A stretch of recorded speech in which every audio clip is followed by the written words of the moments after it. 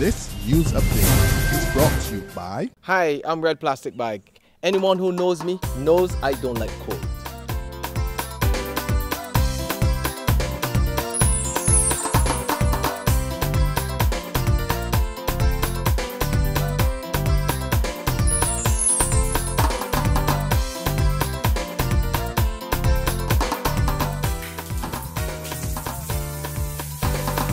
Sunshine reigns in my country. I love it. Get your sun power.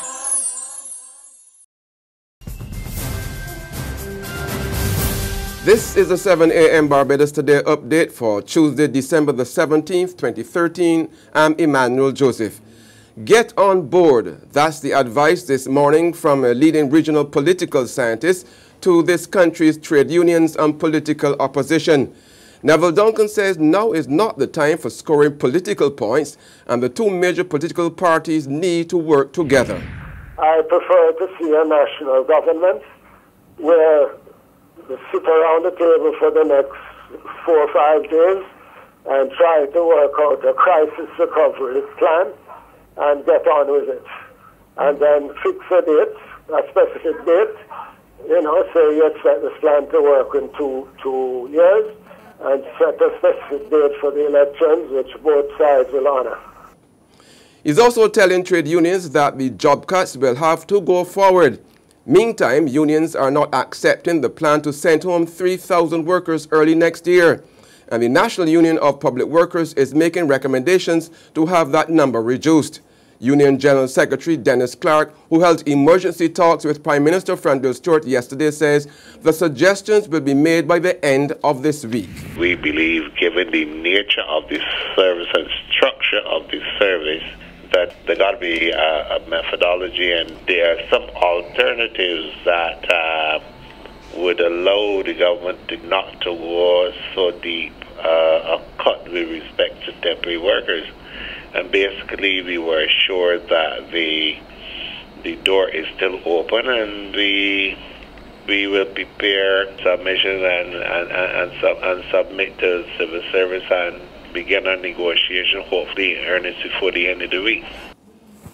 Barbados is getting a $4.6 million loan from the Caribbean Development Bank. The money will be used to reduce risks associated with flooding in Speightstown, the country's second largest town. Work will be done on the main storm drain and technical assistance given to improve the planning and execution of routine maintenance in the area. A community education program on flood reduction will also be developed and implemented. There's regional and international news after this short break. McInerney Quality and Consolidated Finance invite you to trade in your old car for a new one. So, bring your car and come to McInerney Quality in Wildy. That's right, all trade-ins are welcomed. Any make or model will trade towards your new car. Plus, you get 2 years free insurance when you purchase a Kia, Mazda or Ford. And with on-the-spot financing by Consolidated Finance, you can drive away with something new. So, bring your car and come to McInerney Quality in Wildy. All trade-ins are welcome. In the region, 2 government departments in Grenada will soon be converted to statutory bodies.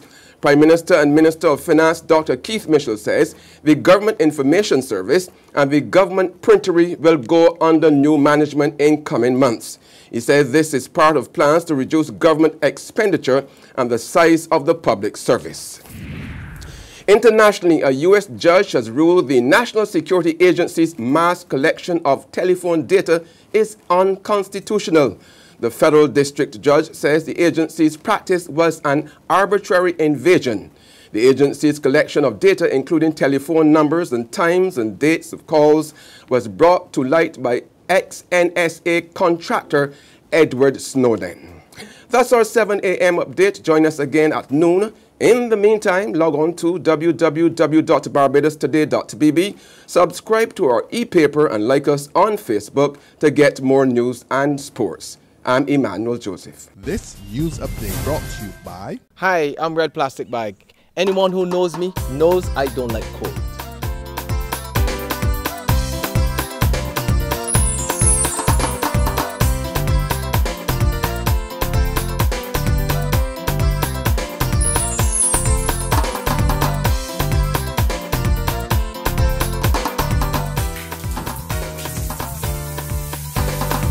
Sunshine reigns in my country. I love it.